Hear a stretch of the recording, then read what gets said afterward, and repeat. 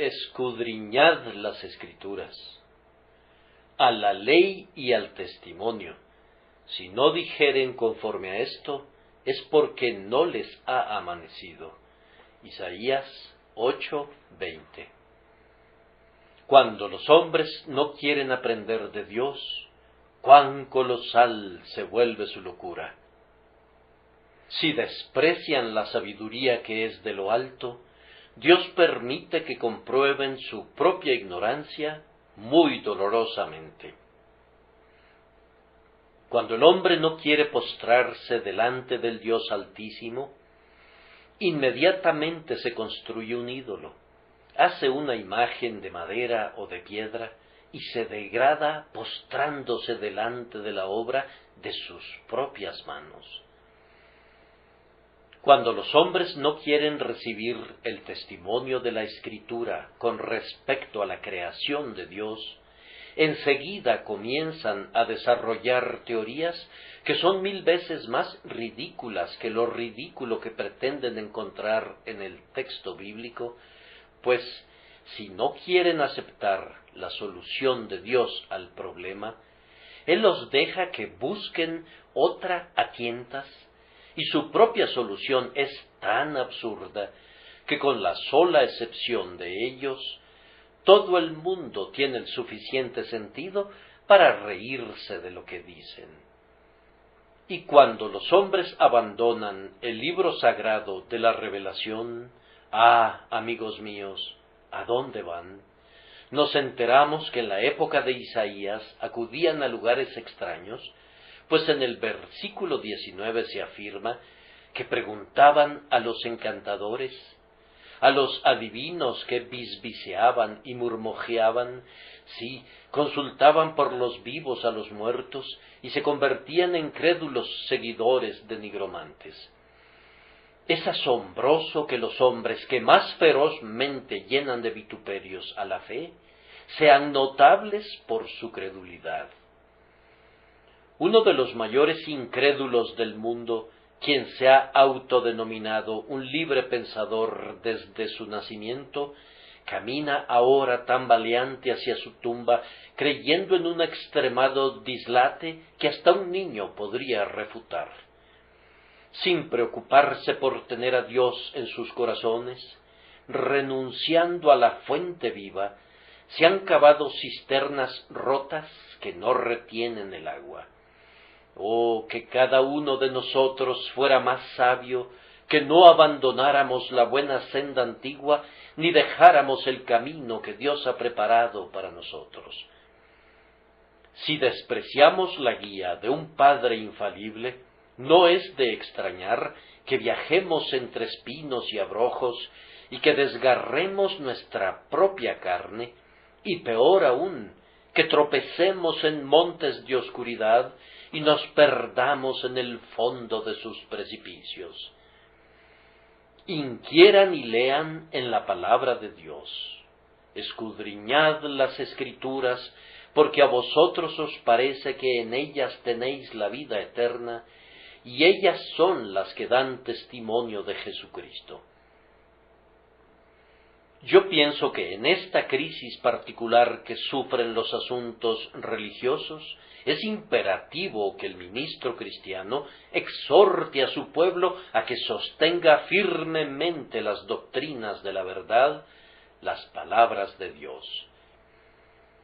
Parece probable que la nuestra será una época de predicación más bien que una época de oración.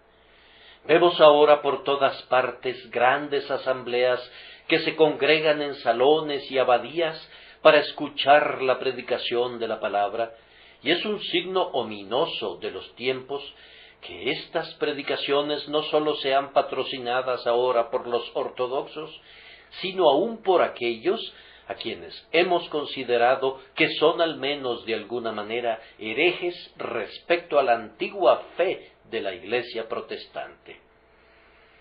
Por tanto, se vuelve algo muy serio, pues es muy probable, y acaso no lo puede ver todo sabio, que cualquiera que se levante ahora, que tenga algunos poderes de oratoria y algunas dotes de elocuencia, será proclive a atraer a la multitud sin importar lo que predique, aunque la palabra que declare sea tan falsa como es verdadera la palabra de Dios, y sea tan contraria al Evangelio como es opuesto al cielo el infierno.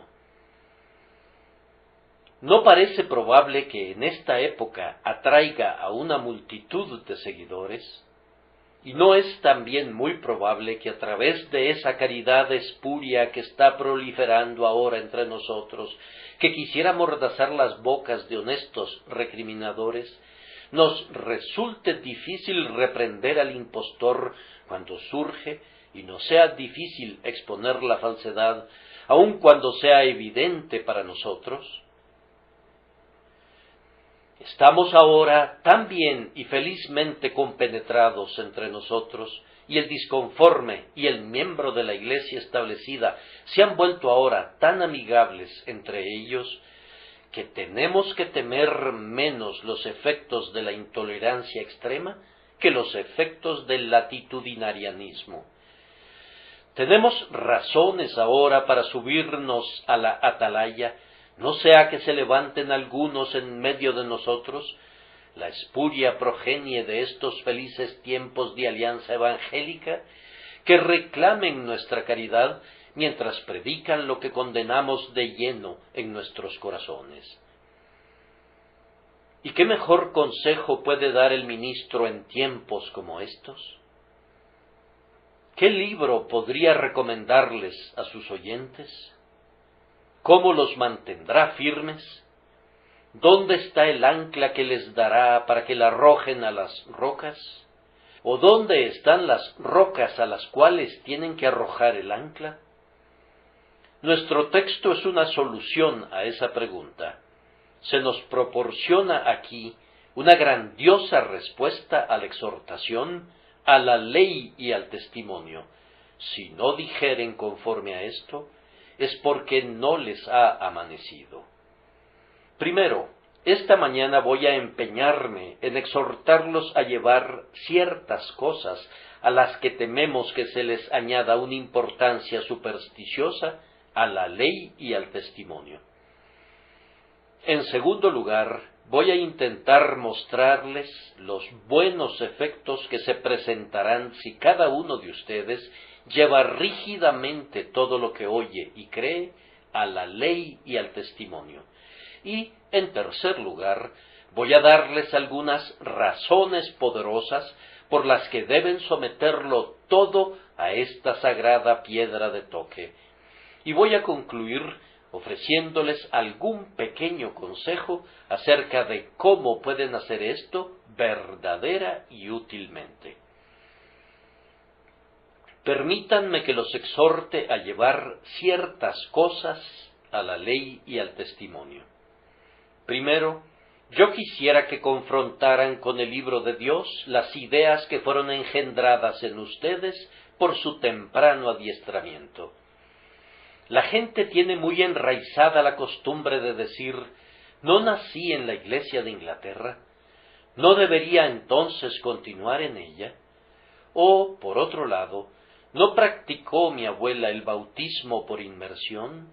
Entonces, ¿no debería continuar yo en la denominación bautista?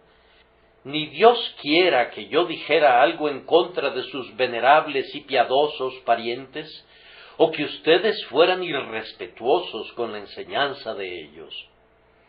Aun cuando no podamos aceptarlo, nosotros siempre respetamos el consejo de ellos en consideración a las personas que nos lo ofrecen, sabiendo que la instrucción que nos dieron, aunque fuera errada, fue, con todo, bien intencionada. Pero como adultos reivindicamos el derecho de no ser alimentados como fuimos alimentados en nuestra supeditada infancia, con un alimento que escogieron por nosotros. Reclamamos que debemos tener el derecho de juzgar si las cosas que hemos recibido y que hemos oído son acordes con este libro sagrado, y si descubrimos que nuestra instrucción fue desacertada en algo, no consideramos que estemos violando ningún principio de afecto, si nos atrevemos a salirnos de nuestras familias y a unirnos a una denominación que sostiene creencias muy distintas de aquellas que nuestros padres abrazaron. Cada uno de nosotros debe recordar que así como Dios ha dado a cada ser humano una cabeza sobre sus hombros, cada individuo está obligado a usar su propia cabeza y no la de su progenitor. Dios le dio un criterio a tu padre, tanto mejor, él juzgó por sí mismo. Él te ha dado un criterio a ti también, entonces juzga también por ti mismo. Con respecto a todo lo que recibiste en tu primera niñez, di: bien, no voy a descartar todo eso con ligereza, pues pudiera ser oro puro, pero al mismo tiempo no lo voy a conservar a ciegas, pues pudiera tratarse de dinero falsificado. Voy a estudiar con detenimiento el libro sagrado y, en la medida de lo posible, voy a empeñarme en librarme de todo prejuicio. Voy a leer la Biblia como si nunca hubiese oído a ningún predicador o nunca hubiese sido instruido por mis progenitores, y voy a esforzarme por descubrir qué dijo Dios, y voy a creer y abrazar lo que Dios dice, sea lo que sea, esperando que por su gracia haya de sentir también su poder en mi propia alma. Asimismo, recuerden evaluar a los predicadores del Evangelio según esta norma. Muchos de ustedes saben muy poco acerca de lo que es el Evangelio. La idea general de la mayoría es que cada uno de nosotros tiene razón, que aunque yo pueda contradecir hoy a otra persona y alguien más pueda contradecirme a mí, todos tenemos razón. Y aunque sea una traición en contra del sentido común creer tal cosa, esa es una idea generalizada. Algunas personas siempre creen lo que dice el predicador más reciente. Si oyeran al hipercalvinista más extremo, al igual que él, aceptarían la plenitud de la doctrina de la reprobación. En caso de que escucharan a la mañana siguiente al más acérrimo arminiano, creerían con él en la más universal de las redenciones y en el más poderoso de los albedríos humanos. Si oyeran después al calvinista genuino que predica que el hombre se ha destruido a sí mismo, pero que en Dios se encuentra su ayuda, tal vez piensen entonces que el hombre se contradice a sí mismo, y por una vez se rebelan contra sus maestros. Pero es probable que si oyeran a esa persona otra vez, se reconciliarían fácilmente con las aparentes contradicciones, pues lo que les gusta a ellos es simplemente la presencia del hombre, es simplemente la manera que tiene el hombre de decir las cosas y no lo que dice. Acabo de oír algo semejante con respecto al santo señor Durham, el escritor de ese libro encantador sobre el Cantar de Salomón. Si yo hubiera vivido en su tiempo, pienso que no hubiera querido oír jamás a ningún otro predicador. De día y de noche me habría sentado esperando recibir los dulces goteos de sus labios de miel. Pero en su tiempo había un joven predicador, su nombre ha caído en el completo olvido, cuya iglesia se llenaba de gente hasta la puerta, y en cambio la iglesia del señor Durham, que quedaba muy cerca, estaba vacía. La explicación de eso es que a la mayoría de la gente no le interesa lo que se predica, sino la forma de decirlo, y si lo predicado es expresado elegantemente, si es expresado bellamente, y si es expresado enérgicamente, eso le basta a la gente, aunque sea una mentira. Pero si se dice la verdad, no la reciben a menos que vaya acompañada de algunas dotes de oratoria y de elegancia.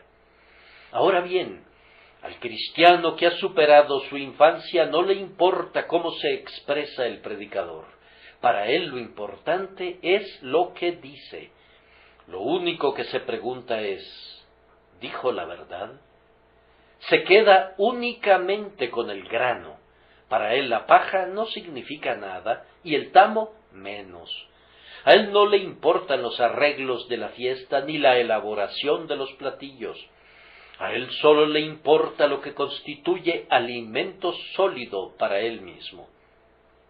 Ahora, mis queridos amigos, cuando subo a este púlpito, yo reclamo el derecho de ser oído, pero no reclamo el derecho de que se me crea, a menos que las palabras que digo sean acordes con el libro sagrado. Yo deseo que me traten como quisiera que trataran a cualquier otra persona, que nos lleven a cada uno a la ley y al testimonio. Le doy gracias a Dios porque no tengo necesidad de avergonzarme de mi Biblia.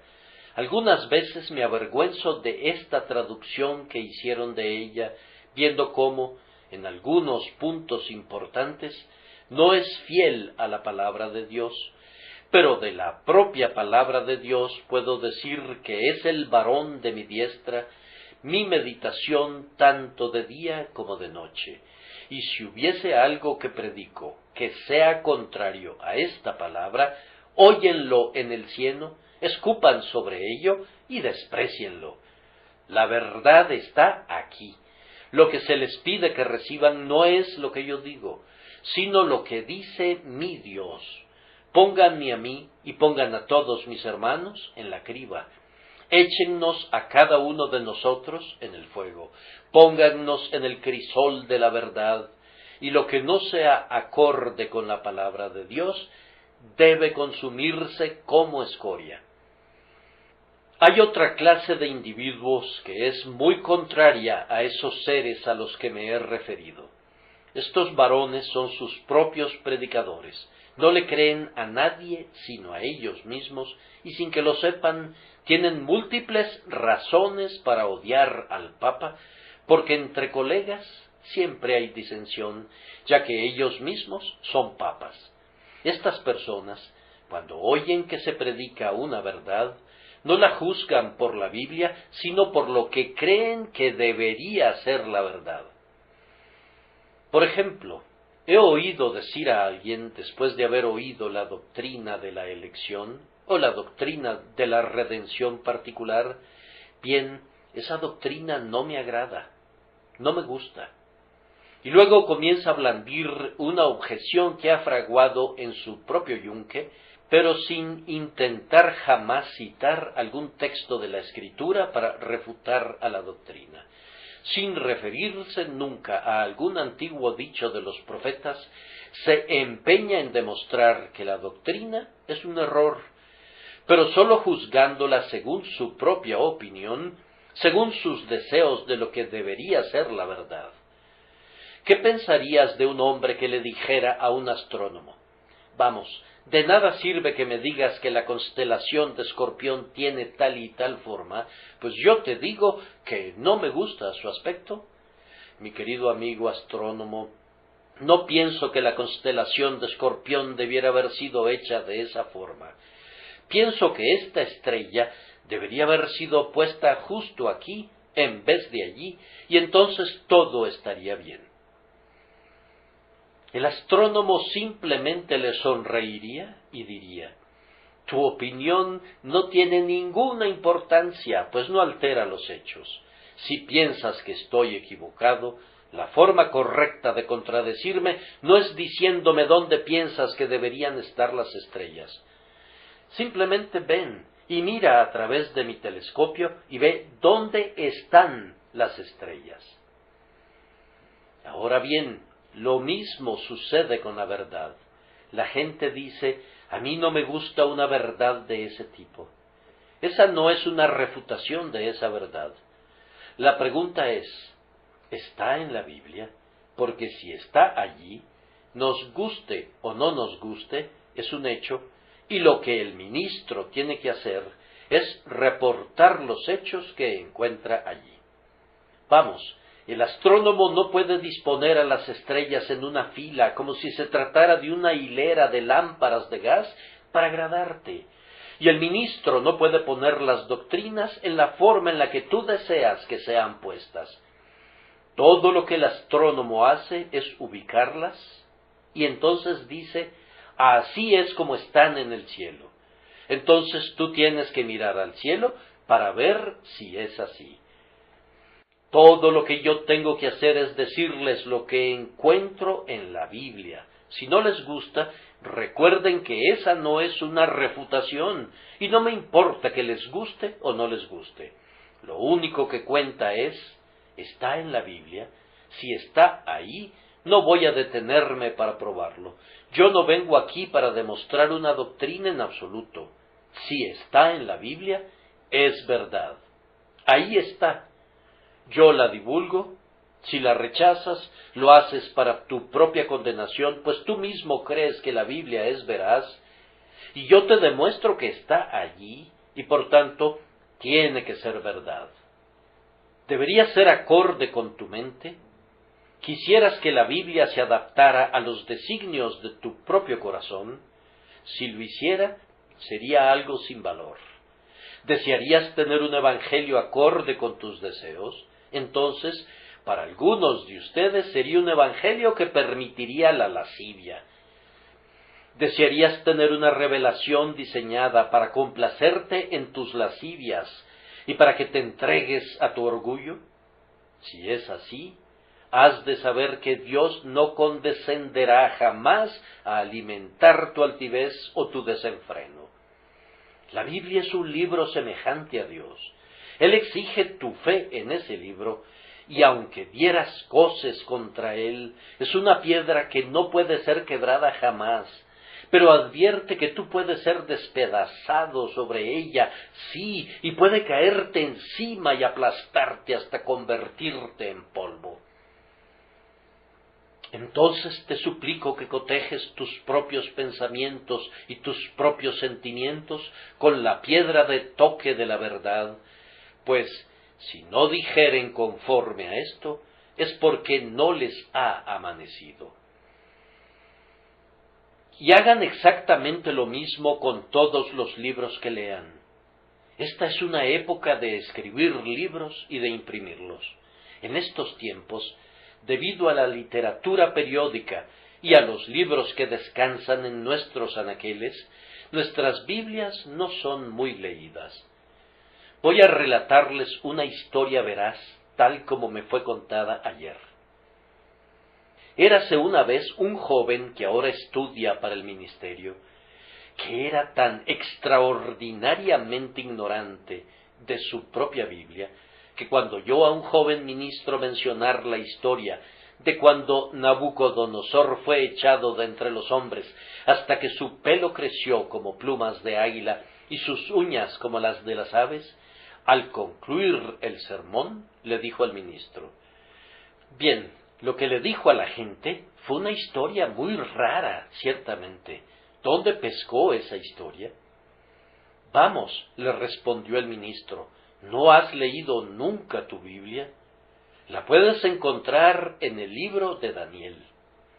El joven había leído muchísimas otras cosas, pero nunca había leído toda la Biblia, y, sin embargo, iba a ser un maestro de ella. Ahora bien, me temo que esa misma ignorancia es muy prevaleciente en muchas personas. No saben lo que contiene la Biblia.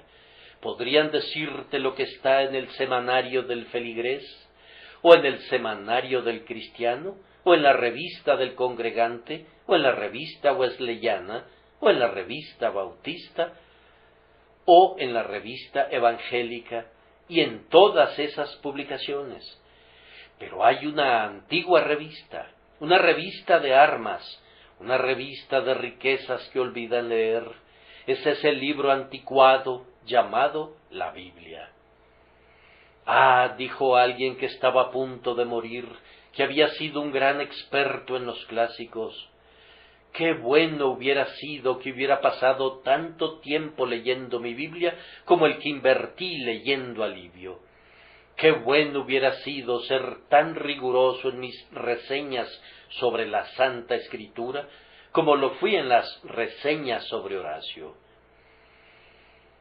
Oh, que fuéramos sabios para asignarle a la Biblia la mayor parte de nuestro tiempo y para continuar leyéndola siempre, tanto de día como de noche, para que fuéramos como árboles plantados junto a corrientes de agua, que dan su fruto en su tiempo. Como ministros del Evangelio, debemos recordar lo que bellamente dijo McCheyne. Pueden estar seguros, dijo, de que es la palabra de Dios, y no el comentario del hombre sobre la palabra de Dios, lo que salva a las almas. Y yo he observado que si alguna vez llegamos a presenciar una conversión, en el 99% de los casos, la conversión es más bien atribuible al texto del sermón o a alguna escritura citada en el sermón que a cualquier comentario del predicador, ya fuera trillado u original. La palabra del Señor es la que rompe los grilletes y libera a los prisioneros. Es la palabra de Dios la que salva instrumentalmente a las almas, y por tanto tenemos que cotejarlo todo con la piedra de toque, a la ley y al testimonio. Si no dijeren conforme a esto, es porque no les ha amanecido. Paso ahora a mi segundo punto. Hermanos, permítanme mostrarles algunos de los buenos efectos que habrán de obtenerse de un estudio detallado y cuidadoso de la ley y del testimonio de Dios. Primero, recuerden que a menos que estudien la palabra de Dios, no serán competentes para detectar el error. Si un hombre predicara a sus oídos alguna descarada falsedad, no estarían calificados como jueces para identificar esa falsedad a menos que hayan estudiado la palabra de Dios. Ni ustedes ni yo estaríamos capacitados para sentarnos como jueces en un tribunal de las cortes superiores de nuestra tierra, porque no estamos familiarizados con las complejidades de la ley. No podríamos citar precedentes, pues no hemos sido instruidos en eso, y así nadie es capaz de juzgar respecto a lo que oye, a menos que sea capaz de citar la Escritura, a menos que entienda la palabra de Dios y sea capaz de percibir y saber lo que significa. Pero oigo que alguien dice que la Biblia es un libro tan difícil que está seguro de que no podría entenderlo nunca. Escúchame bien, amigo. La Biblia es un libro tan claro que quien está dispuesto a entenderlo puede hacerlo. Es tan claro que el que corre puede leerlo y puede leerlo mientras corre. Sí, es tan claro que entre más sencillo sea el hombre, puede entenderlo mejor. Todo el adiestramiento que un hombre reciba jamás es más bien un obstáculo que un beneficio cuando se pone a leer la palabra por primera vez. El conocimiento puede soltar muchos nudos posteriormente y puede quitar el velo de muchos misterios en tiempos posteriores. Pero hemos oído decir a críticos de mentes profundas que al principio habrían dado todo el mundo si hubieran podido hacer a un lado todo su conocimiento para leer la Biblia sencillamente como el humilde aldeano la lee y creerla como la palabra de Dios sin las objeciones de la crítica. Ustedes saben cómo la señora Beecher Stowe describe al tío Tom leyéndola. No podía leerla rápido, de tal forma que la deletreaba letra por letra y palabra por palabra. Y la Biblia es uno de los libros, dice ella, que siempre gana cuando se lee de esa manera. Ustedes recuerdan cómo la leía él. Que vuestro corazón no se... Y luego se detuvo ante una palabra compleja y por fin la farfulló y era turbe. Creéis en Dios, creed también en mí. Pues bien, la Biblia se torna más dulce cuando uno se detiene un largo tiempo al leerla, y lejos de que tu falta de instrucción te descalifique para tu entendimiento de la Biblia, te ayuda, pues la mayor parte de ella es más entendible desde la sencillez de tu corazón. Vengan ustedes y escudriñen las Escrituras. No son las misteriosas fábulas o los eruditos volúmenes de difíciles palabras que dicen algunas personas. Este no es ningún libro críptico, como nos diría el sacerdote. Es un volumen que el niño que asiste a la escuela dominical puede entender si el Espíritu de Dios descansa en su corazón. Es un libro que un obrero de manos callosas puede comprender tan bien como el teólogo ilustrado, y muchos de ellos se han vuelto sumamente sabios en él. Repito, lean sus Biblias para que sean capacitados para detectar el error. Pero, además, a mí no me cae bien el hombre que siempre está buscando el error. Pueden estar seguros de que ese tipo de hombres tienen algún error en su propio corazón. Dicen, ladrón que encuentra al ladrón, y es muy probable que haya algún amor al error en su corazón, pues de lo contrario no estarían tan dispuestos a sospechar de él en otras personas. Pero permítanme darles otra razón. Escudriñen sus Biblias, pues entonces, cuando se vean involucrados en alguna disputa, serán capaces de hablar muy confiadamente. No hay nada que dé al hombre tanto poder entre sus semejantes como la confianza. Cuando me contradicen en la conversación con respecto a cualquier convicción que yo exponga, si tengo la Escritura al alcance de mi mano, entonces me río de mi oponente, y aunque él sea muy sabio y haya leído 10 veces más libros de los que yo haya simplemente visto, yo sencillamente le sonrío si puedo citar la Escritura.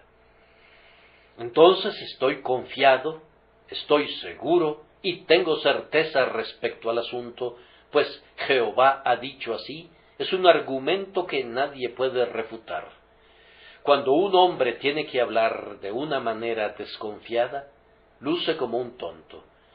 Siempre pienso que ciertos ministros elegantes, que tienen miedo de ser llamados dogmáticos y que por tanto proponen el Evangelio como si a duras penas quisieran decir que estaban seguros de que es verdadero, como si lo pensaran, como si casi lo pensaran, con todo, no lo pensaron lo suficiente para decir lo que sabían y más bien dejan que lo decidan sus oyentes.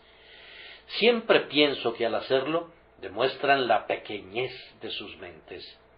Dudar pudiera ser algo grande, pero es algo grande no hablar mientras estás dudando y no abrir tu boca hasta que creas, y entonces, cuando abres tu boca para decir algo que sabes que es cierto, te adhieres a ello no como una opinión, sino como un hecho incontrovertible. Nadie hará mucho en medio de sus semejantes hasta que pueda decir confiadamente lo que sabe que ha sido revelado.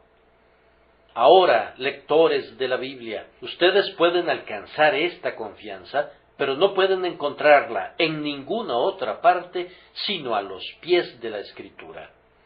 Si sólo oyen a los ministros, serán inducidos a la duda, pues uno de ellos confundirá lo que su hermano buscaba demostrar. Pero si leen sus Biblias, cuando tengan la palabra legible bajo su propia luz, impresa en sus corazones por el Espíritu Santo, entonces, si todas las formas que los hombres inventan asaltaran tu fe con arte traicionero, tú las llamarías vanidad y mentiras y atarás a tu corazón el Evangelio. Además, escudriñen las Escrituras y sometan todo lo que oigan a esa gran prueba, porque haciéndolo obtendrán una rica cosecha de bendiciones para su propia alma. No creo que haya un solo texto en la Santa Escritura que no haya sido un instrumento de la salvación de un alma. Ahora bien, quien camina entre hombres sabios será sabio, y quien camina en medio de los hombres sabios que escribieron la Santa Escritura, tiene al menos la más alta probabilidad de ser hecho sabio para salvación. Si yo deseara ponerme en el lugar ideal para que el Señor se reúna conmigo, yo preferiría la casa de oración, pues es en la predicación que la palabra es más bendecida. Con todo, desearía igualmente la lectura de las Escrituras, pues puedo hacer una pausa en cada versículo y decir: este versículo fue bendecido para muchas almas, entonces, ¿por qué no habría de ser bendecido para mí?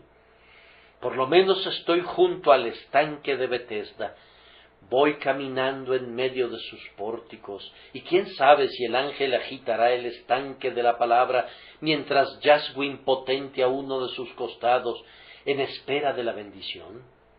Sí, es tan grande la verdad de que Dios ha bendecido cada palabra de la Escritura, que yo recuerdo una asombrosa anécdota sobre la conversión de un hombre gracias a un pasaje de la Escritura que no parecía apropiado para un propósito semejante.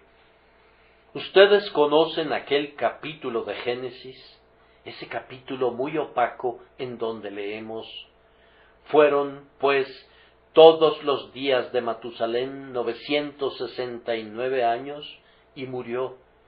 Y fulano de tal vivió tantos años, y murió. Nos hemos enterado de que una vez fue leído en público, y un hombre que escuchaba esa lectura, al oír la frecuente repetición de «y murió», pensó: «Ah, y yo me voy a morir». Y fue la primera nota de advertencia que penetró en su conciencia cauterizada, y fue el instrumento de Dios para llevarlo a Jesús. Ahora, lean las Escrituras por esta razón. Si desean la salvación, y si están anhelando vivamente la misericordia, si sienten su pecado y necesitan la salvación, vengan a este mar de amor, a este tesoro de luz, a este guardarropa de suntuosos trajes, a esta fuente de bienaventuranza.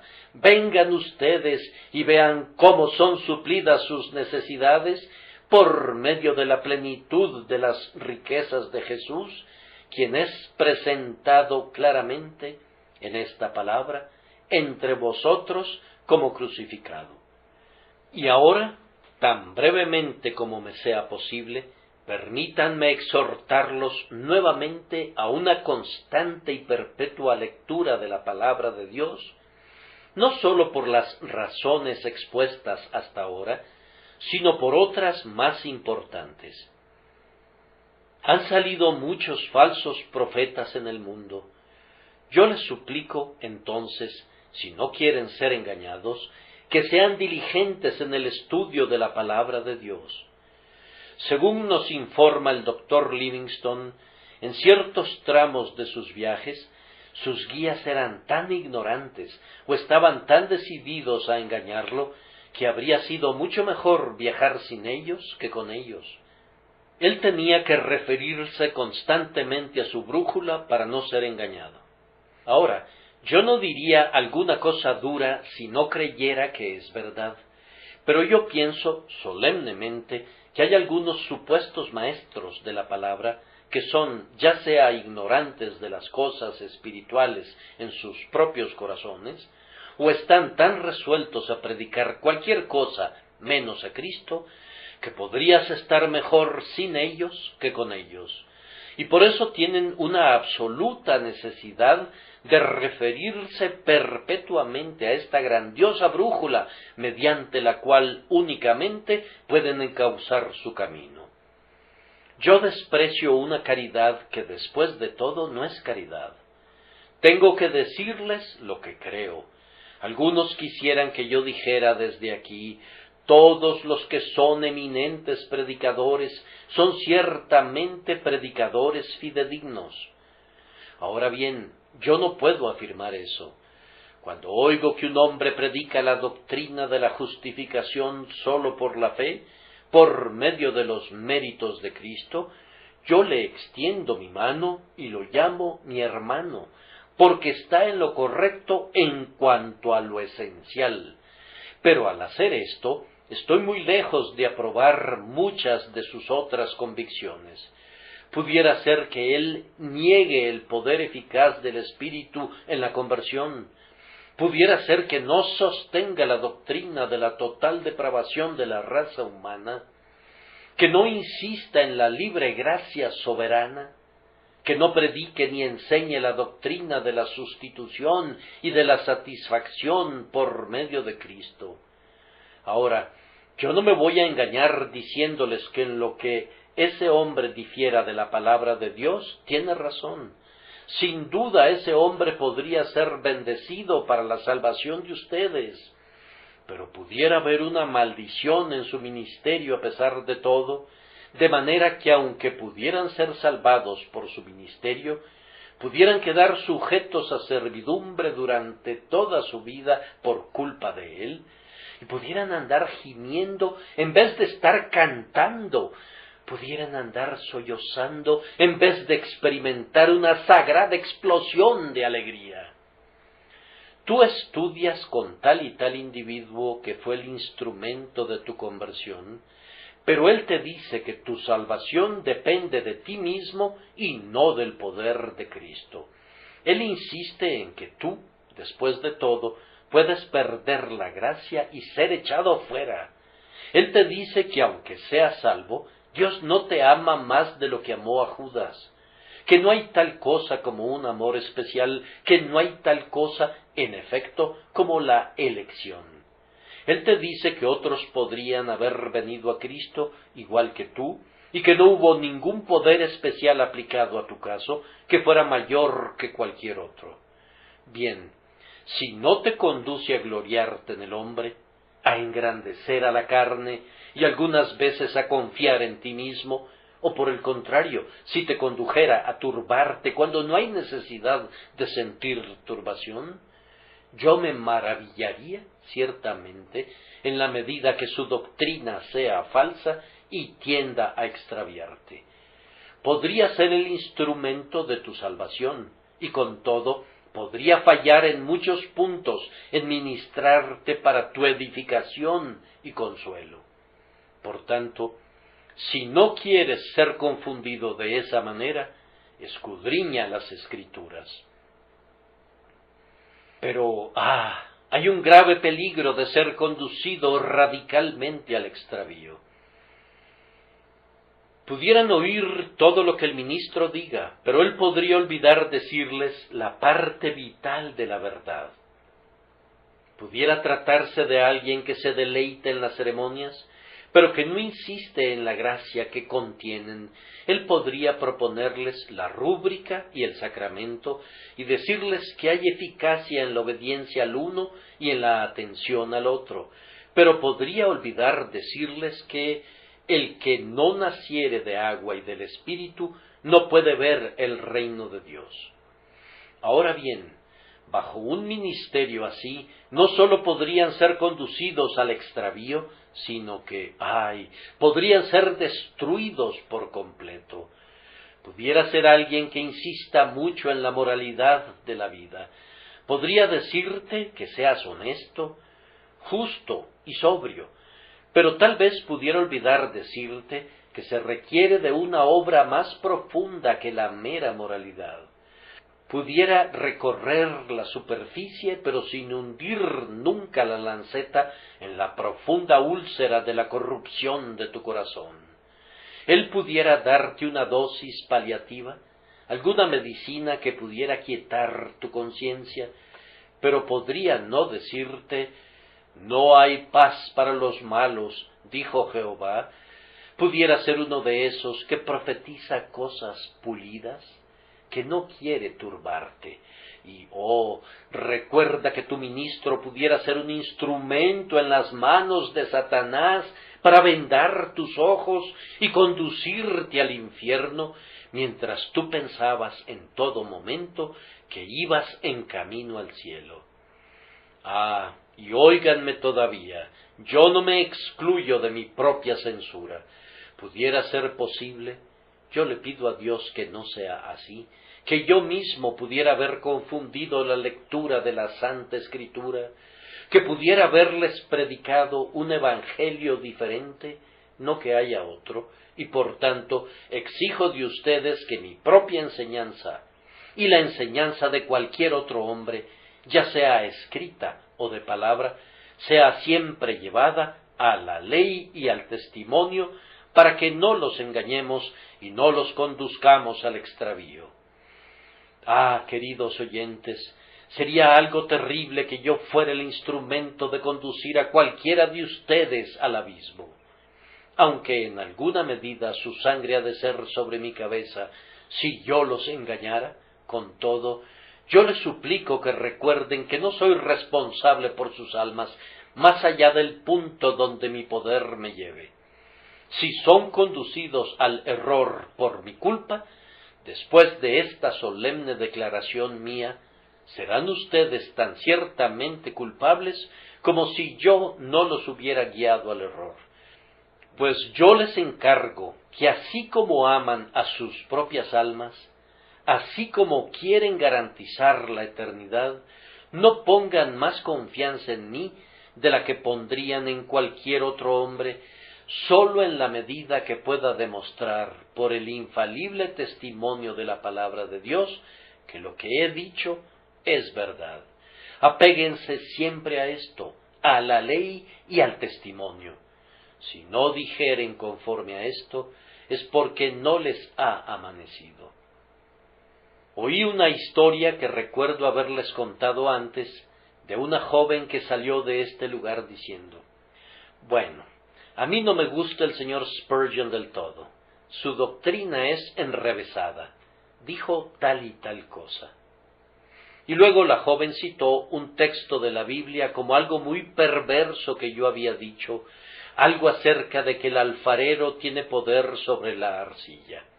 Entonces la amiga que estaba con ella le dijo: fue Pablo quien dijo eso, no el señor Spurgeon. Ah, respondió ella, yo pienso que el apóstol Pablo también era enrevesado. Pues bien, nos alegra mucho incurrir en una censura de ese tipo, y no voy a objetar del todo si acompaño a Pablo donde quiera que él vaya. Pero les suplicamos que acudan a sus Biblias y vean si es así. Algunos padres cristianos tienen una muy buena costumbre. Cuando los niños y las niñas regresan a casa, les preguntan: bien, ¿cuál fue el texto? Y entonces el padre quiere que repitan lo que el ministro les dijo, y aún el más pequeñito sabe algo, y dice una cosa u otra que el ministro mencionó desde el púlpito. Entonces el padre busca en su Biblia para ver si esas cosas son así. Luego procura explicarles las cosas difíciles, de manera que se vuelven como esas nobles personas de Berea, que eran más nobles que los que estaban en Tesalónica, porque escudriñaban las Escrituras para ver si estas cosas eran así. Y ahora voy a mencionar simplemente una o dos peculiaridades en lo que siempre les he predicado a ustedes, peculiaridades que yo quisiera que investigaran ansiosamente. Pues bien, no acepten de mí nada de segunda mano, antes bien cotejen todo con la palabra escrita. Yo creo y enseño que todos los hombres por naturaleza están perdidos por la caída de Adán. Vean si eso es cierto o no. Yo sostengo que los hombres se han descarriado tanto que nadie quiere ni puede venir a Cristo a menos que el Padre lo traiga. Si estoy mal, descúbranme. Yo creo que antes de todos los mundos, Dios escogió para sí a los miembros de un pueblo que nadie puede contar, por quienes el Salvador murió, a quienes les es dado el Espíritu Santo y quienes serán infaliblemente salvos. Pudiera ser que no les guste esa doctrina, no me importa. Vean si está en la Biblia, vean si declara que somos elegidos según la presciencia de Dios Padre, y así sucesivamente. Yo creo que cada hijo elegido de Dios tiene que ser sacado muy ciertamente de las ruinas de la caída por la gracia que convierte, y que muy seguramente será guardado por el poder de Dios mediante la fe para alcanzar la salvación más allá del peligro de perderse para siempre. Si estoy mal en eso, saquen sus Biblias y refútenme en sus propias casas. Yo sostengo que es un hecho que todo hombre que es convertido llevará una vida santa y con todo, al mismo tiempo no pondrá ninguna dependencia en su vida santa, sino que confiará únicamente en la sangre y en la justicia de Jesucristo. Y yo sostengo que todo hombre que cree tiene el deber de ser sumergido en el bautismo. Yo sostengo que el bautismo infantil es una mentira y una herejía, pero yo reclamo respecto a esa grandiosa ordenanza de Dios, el bautismo de los creyentes, que pase por el examen de la Escritura. Yo sostengo que nadie, sino sólo los creyentes, deben ser bautizados por inmersión, y que todos los creyentes tienen el deber de ser sumergidos. Si estoy mal, no se hable más, no me crean, pero si tengo razón, obedezcan a la palabra con reverencia. Yo no tolero el error incluso en puntos que algunos individuos consideran nimios, pues un grano de verdad es un diamante y un grano de error pudiera tener serias consecuencias para nosotros, para nuestro perjuicio y aflicción. Yo sostengo, entonces, que sólo los creyentes tienen derecho a participar en la cena del Señor, que es indebido dar la cena del Señor indiscriminadamente a todos, y que sólo los cristianos tienen un derecho ya sea a las doctrinas, a los beneficios o a las ordenanzas de la casa de Dios. Si estas cosas no son así, condénenme como quieran. Pero si la Biblia está conmigo, su condenación no sirve de nada. Y ahora exhorto a los presentes a que lean sus Biblias por una cosa. Lean sus Biblias para saber lo que dice la Biblia respecto a ustedes. Y cuando pasen las páginas, algunos de ustedes encontrarán que la Biblia dice: porque en hiel de amargura y en prisión de maldad veo que estás. Si eso les asusta, pasen a otra página y lean este versículo: venid a mí todos los que estáis trabajados y cargados, y yo os haré descansar. Y cuando hayan leído eso, vayan a otra página y lean: justificados pues por la fe, tenemos paz para con Dios por medio de nuestro Señor Jesucristo.